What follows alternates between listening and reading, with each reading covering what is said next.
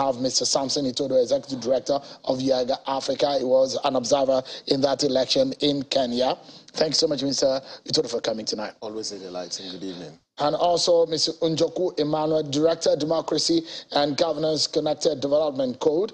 Thank you so much. He was also an observer in that election. Thank you so much for coming. Thank you for having me, Michelle. Let's get to it. What happened, Samson? 6 days of waiting after, it's almost 6 days, isn't it? That's right.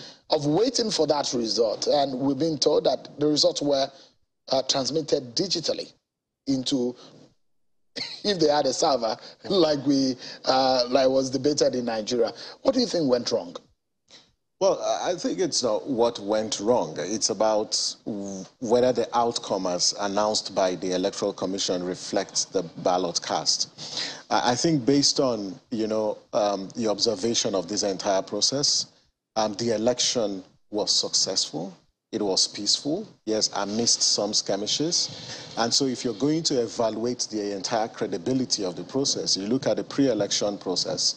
And most international observers, in fact, the one that I was part of, the NDI and IRI election observation mission, did recognize the fact that these particular elections, from the voting to the counting process, reflects the democratic standards, but also on the collation bid, the final report of the NDI mission is yet to be released. But if you ask, are there key sort of lessons? First, these results were transmitted, from the polling units. The Form 34 is were the most credible and authentic results. And those results were uploaded on the platform. And to that extent, the results declared by the chairman of the commission is a reflection of that. There have been allegations of malpractices, but I tell you that there has not been any evidence provided by those who are making that allegation that the election was rigged. In the build-up to the election, there were last-minute judicial pronouncements, which is similar, to what we experience in Nigeria.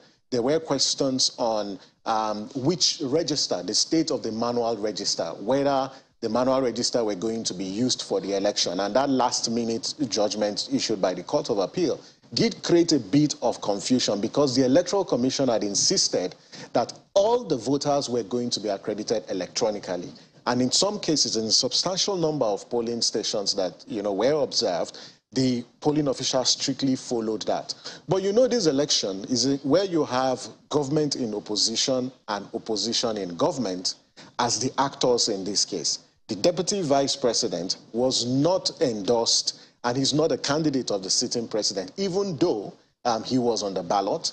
You had, Raila Odinga, who was the candidate of the current president, Uhuru Kenyatta, due to the coalition, or what we call, the popular handshake, where they formed this coalition party. But I say that we need to urge the Kenyan people, particularly those in opposition, to maintain the peace. I listened to the president-elect's remark, and he indeed, in his speech, tried to be a nationalist, and I think he should be encouraged.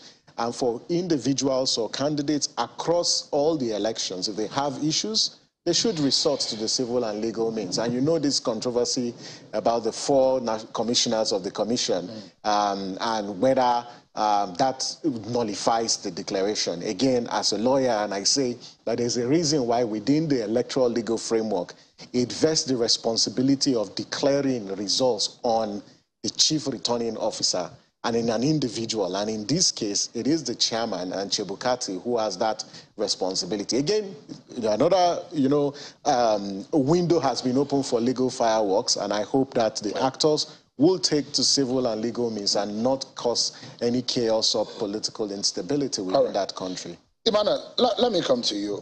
You also were there. You've seen how elections are conducted in Nigeria, and tonight's program is basically the lessons. I mean, this is going to perhaps be the closest election in Africa to the Nigeria's election, and there must be some lessons that we need to take away, and that's the reason why we're discussing this tonight. So, give me an understanding of what to make of what you saw on the ground. Let's take it from the issue of the ballot, the voting process.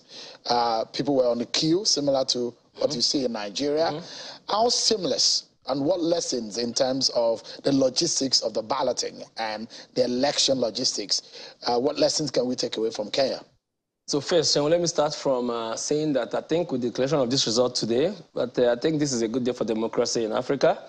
Samson has given you a bit of background on the actors that ran for this election as to being in government, the president having a handshake with the key opposition figure, and going back as far back as the first president of Kenya being the same Kenyatta, and his deputy president being Raila Odinga's father.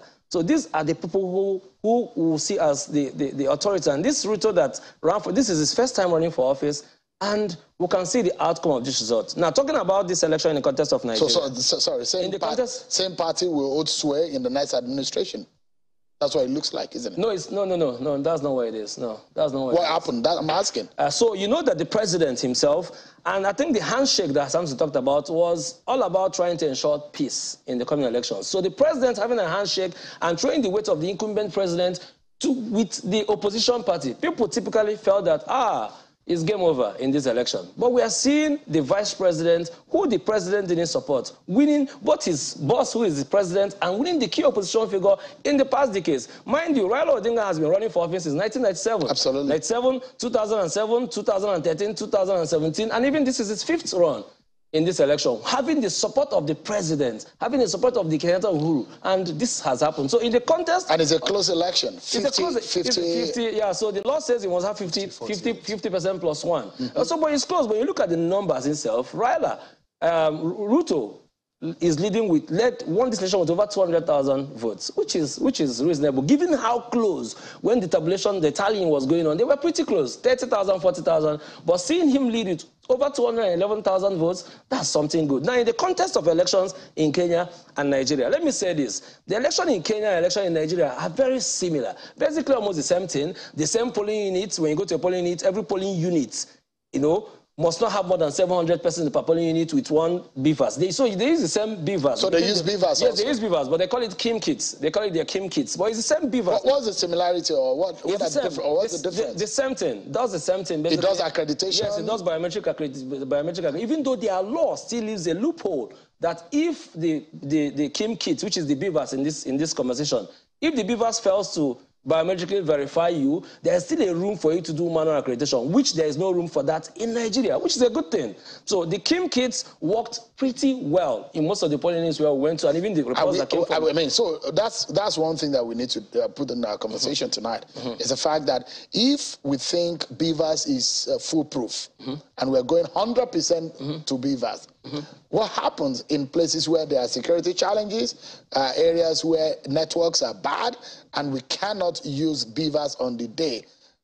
What kind of challenge do you see there? So there's no challenge. So first of all, people think BVAS is an online device. BVAS is an offline device. BVAS is a simple Android offline device with the data of registered voters in the polling unit having been preloaded. So you just come, and with your data is already there. It pulls out your data at the point of biometric verification and verifies and accredits you. There's no issue with network. You don't need to connect online. No, you don't need to. But at the point of transmitting your results, move to at the point of polling unit, you transmit. Knowing fully well, just like your regular WhatsApp messages does, if you send a message from where there's no network, once it comes to anywhere where there's little network, it drops. It drops. And that's why we've seen in the state election and national election, by 10 p.m. of the day of those elections, close to 98 or 99% of the result had already dropped. There are places in Ekiti State and Osun State where there are no network, but the results, 99% of the result dropped by 10 o'clock. So let me bring the conversation back to Samson. Before I go into the digital manner in which this election was transmitted, so, in fact, some people had forgotten that the election held in Kenya was waiting for almost a week after the election. I'm not sure what will happen in Nigeria if we had to wait for that long for the result to be announced. I don't know what's going to happen. So, quick one before I go to this question. Was there a shutdown of movement or activities in Kenya during the election day? No, absolutely. That's the difference in our... There was no shutdown. So people can move freely? It was a public holiday. Okay. Yeah, people could move freely within the city and as well as the county. There was no curfew? There was no restriction of movement. There were no such restriction of So movement. what culturally or psychologically or sociologically rather, what is the difference? What could allow Kenya to do that and we not be able to do that? I think can we afford it in Nigeria to allow people to move around? I mean, on election day, Nigeria shuts down its borders externally and internally. No, I think that it's about the consensus of the political class. The reason why this policy is imposed, it's because of the desperation of our political class. The politicians in Kenya were also desperate. There's nothing different. But what they did was they resolved that they didn't want a repeat of previous conflict and crisis that we have. And so for the presidential candidates who are running in the Nigerian election, there is need for consensus that, one, they will not engage in what?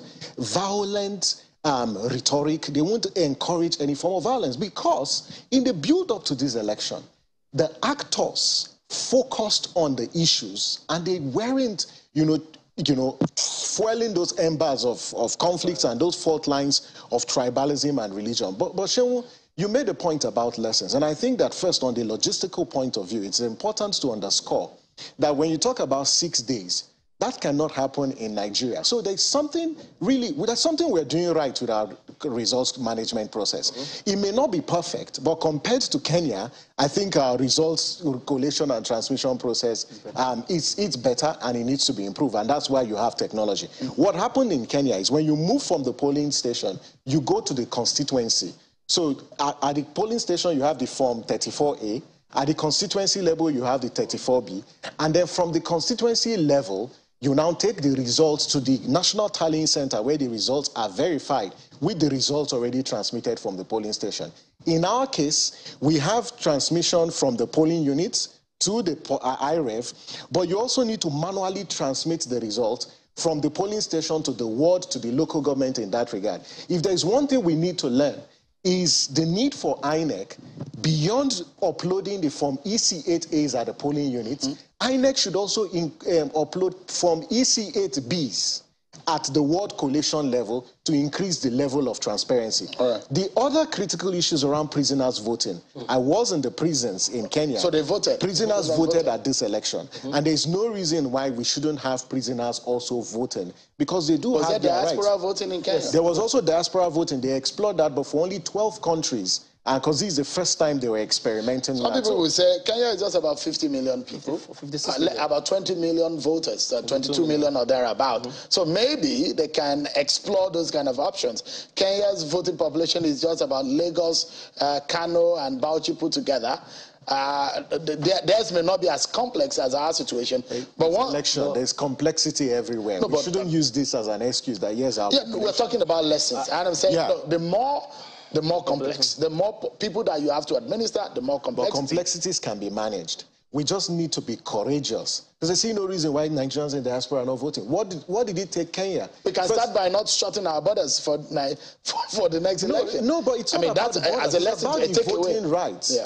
But it's just this geopolitics that seems to be informing how we make public policy. All right, Emmanuel, if you look at the closeness of the poll politically, what do you see that kind of closeness in Nigeria's election? In fact, those people would say maybe Kenya election may not be decided at the first ballot with the way things went in the first day, second day, and third day. Political watchers thought, this might be a second ballot decision that will have to be made. So frankly, from our station room, everybody was a bit bothered, thinking there would be a runoff, given how close the polls were going, But at the same time, everybody wanted this thing to be done with. Because frankly, everybody was exhausted. All the people that participated were already exhausted. They were actually just praying and hoping that this thing gets done with. And frankly, from situations we are getting, reports we are getting from our station, and people are happy. But then, there's still this tension in Kenya right now. So everybody is waiting for Raila's speech at this point in time. In the past elections, what have caused problem in Kenya is post-election matter. At the point when Raila gives a speech to either accept or to reject the results. As we speak right now, in some areas where Raila has dominance, like in Kibera, the biggest slum in Nairobi, there's already protests ongoing in Kenya right now. Do you see, Emmanuel? Do you see, Emmanuel, that it's going to be a tight race similar to this in Nigeria in 2023? Yes, I think it should be tight? I believe so. I believe so because of technology, because of beavers. So, you know, the beavers has given power to the people right now. So I can tell you that the key persons running for presidency right now in Nigeria, none of them can come out and confidently say it's going to be a walkover. So, for those who are saying in Nigeria that there might be a runoff in this election, do you see that kind of thing happening in Nigeria? No, I don't think so. I don't see a runoff happening in Nigeria. We anchor on the issue of digital transmission, which is being an issue. It caused a lot of stir in the last election, whether or not there was a server. And that was a big issue from the trial process of the election to the appeal, and in fact up to the Supreme Court, where they felt, look, this cannot stand. And INEC stuck to his gun and said, look, there was anything like server. Something. Digital transmission of results is the next step. You know, our ERAD, the Election Results Analysis Dashboard, whilst just following the results, they said, wow, we've got a huge responsibility. By 7 p.m. we knew the winner of the election. From our studio, we already knew who won the election. For the general elections, the Election Results Analysis Dashboard is going to be playing a critical role, like it played in Osun, like he played in Ekiti, and we should urge Nigerians to expect that the ERAD will be there to keep watch over the process, and the beavers and electronic transmission of results is a welcome development in our political process, and it will enhance the transparency of the process. But rest assured that the ERAD, which is Channels TV and Yaiga Africa's project, it's going to be deployed for the next election. Absolutely. And we're already getting ready for that. Guaranteed, and I'm very excited about that. Emmanuel, your final word on the digital, I mean, that was perhaps a joker that saw this election in Kenya. Could it be for Nigeria? Yes, it is. And I tell Nigerians, if there has ever been a time that you should participate in voting in an election, that time is in 2023 general election, with the introduction of the new Electoral Act, with the beavers, with the transmission of results. So this is the right time for you to participate, because I believe with all the efforts and all the engagement, all the commitments, that the votes in 2023 general elections is going to count, and our processes are going to be better than what we are seeing in Kenya right now. Emmanuel, thank you so much more for coming, Director at Code on Democracy Projects, and Samson Itodo is the Executive Director of Yaiga Africa. One thing that we can guarantee you is that ERAD, Channel Television, and Yaiga will stick to it. You will see the result, real time. It will happen. The power is in your hand. Channel Television will make that happen, and it will be a very good experience for Nigeria. That we can guarantee, as far as the Lord allows us to live beyond that time and beyond. Thank you so much, everyone, for staying with us tonight. I'm Sean Kimale. Bye-bye.